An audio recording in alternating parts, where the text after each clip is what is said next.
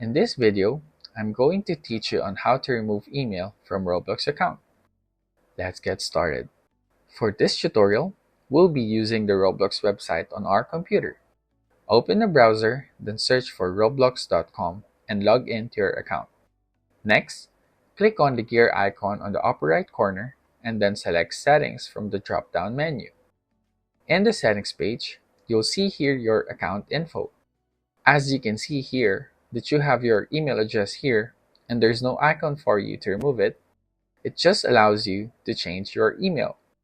So for you to remove totally your email from your Roblox account, then all you have to do is to change your age to be under 13 years old. Select your new age or your birthday and then confirm it.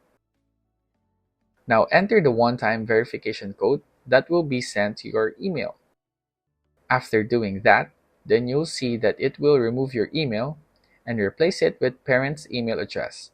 You have the option to add it if you'd like. That's basically it.